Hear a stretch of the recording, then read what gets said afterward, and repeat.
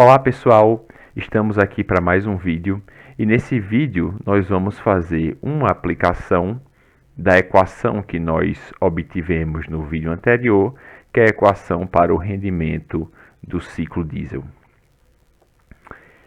Então, a equação que nós obtivemos, ela depende do gama, depende tanto aqui nesse fator multiplicativo como aqui nesse expoente, gama sendo o coeficiente adiabático ou coeficiente de expansão adiabática, e depende do R, R sendo a razão de compressão, certo? Que a gente já falou algumas vezes, né? R é a razão de compressão, é a divisão do maior volume que o cilindro adquire pelo menor volume que o cilindro adquire.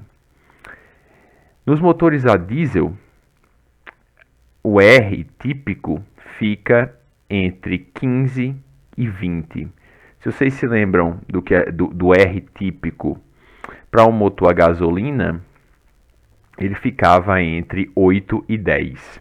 E por que o R nos motores a diesel é maior do que o R nos motores a gasolina? Isso acontece exatamente pela maneira como esses motores são desenvolvidos, né? E a maneira como esses combustíveis, a gasolina e o diesel, eles entram em combustão dentro desses motores e dos cilindros dentro desses motores, né? No caso dos motores a gasolina, que é relativo ao ciclo que a gente viu anteriormente, que é o ciclo de Otto, a gasolina está presente já dentro do cilindro durante toda a compressão adiabática, certo? Que é o primeiro processo, né? O primeiro processo no ciclo de Otto. Já aqui no ciclo diesel, o combustível, o diesel, ele só vai adentrar no cilindro na parte final da compressão adiabática. Como ele só adentra na parte final da compressão adiabática, então não ocorre o risco, não existe o risco do diesel sofrer aquele processo que a gasolina sofre, que é chamado de pré-ignição. Se o R nos motores a gasolina fosse dessa proporção, o que aconteceria? A gasolina iria entrar em combustão muito antes de todo o processo de compressão adiabática terminar. E isso é prejudicial para o motor, certo? Chama-se de pré-ignição, isso danifica o motor. Já os motores a diesel, eles funcionam de maneira diferente.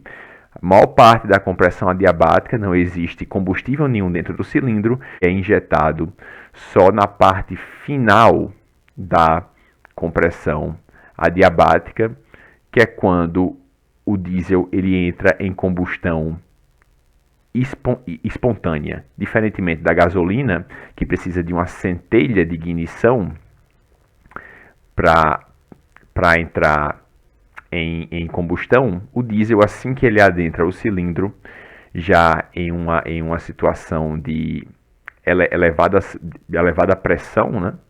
Então ele entra em combustão espontaneamente.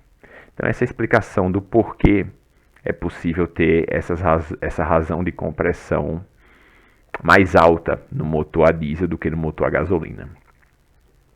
O coeficiente adiabático que a gente vai usar é o mesmo que a gente utilizou anteriormente, o gama do ar atmosférico, que é 1,40. Então, se eu substituir nessa equação aqui, certo? Começar substituindo R igual a 15 e gama igual a 1,40, então vai ficar 1 menos 1 dividido por gama, que é 1,40, vezes 15 elevado a gama menos 1, ou seja, 1,40 menos 1, que é 0,40. Se você fizer essa operação, você vai obter que para uma razão de compressão igual a 15, o rendimento do seu motor a diesel seria de 0,758 ou 75,8%. Como você pode perceber, é um rendimento que é bem maior do que o rendimento que a gente calculou para o ciclo de Otto. Um dos fatores que leva a esse rendimento ser maior é o próprio fato do R nos motores a diesel poder ser maior, certo? Como o R aqui fica entre 15 e 20 e lá no motor a gasolina era entre 8 e 10, se você tem um R maior aqui, você tem um denominador maior, ou seja, essa divisão aqui é menor, então eu estou tirando um fator menor de 1, o que ocasiona um rendimento maior, certo? Um dos fatores já é o próprio fato do R poder ser maior no motor a diesel. Então, obviamente, se eu coloco um R ainda maior, né, um R igual a 20, então eu vou ficar o quê? Com um rendimento ainda maior. Vai ficar 1 menos 1 dividido por 1,40, que é o gama, vezes 20 agora, né, elevado a 0,40. O único fator que muda é que passou de 15 para 20 e eu obtenho um rendimento aí que é aproximadamente entre 2% e 3% maior, né, 78,4%. Sendo que o que acontece?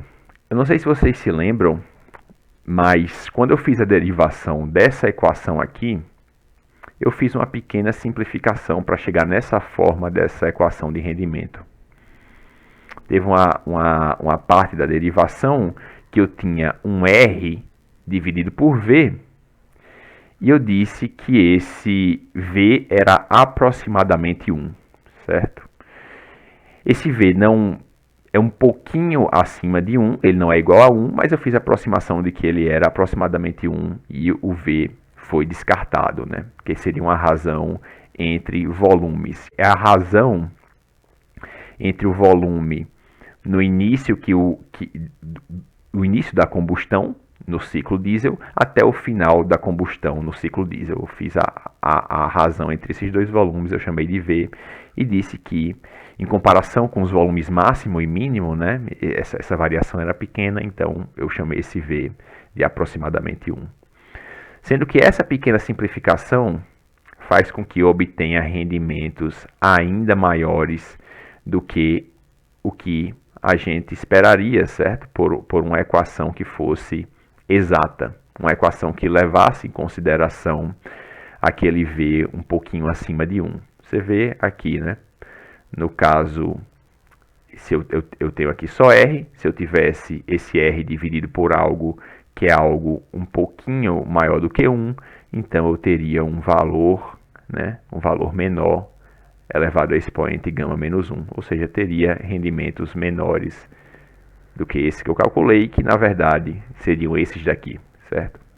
Algo aqui, o rendimento teórico do ciclo diesel ficaria algo entre 70% e 65% de rendimento.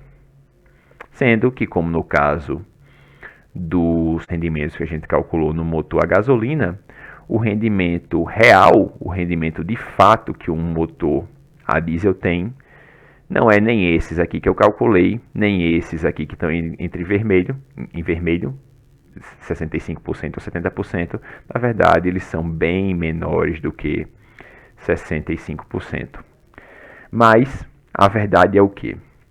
O que a gente pode concluir é que, por mais que esses valores aqui não sejam os valores reais do rendimento de um motor a diesel, eles mostram que o rendimento de um motor a diesel é maior do que o rendimento de um motor a gasolina, certo? Então, por mais que o rendimento real de um motor a diesel seja bem menor do que 65%, mesmo assim, ele ainda está acima, certo, do que aqueles 35% que a gente colocou do rendimento real de um motor a gasolina, porque de fato os motores a diesel são mais eficientes do que os motores a gasolina. E é isso, gente, por esse vídeo. Até a próxima.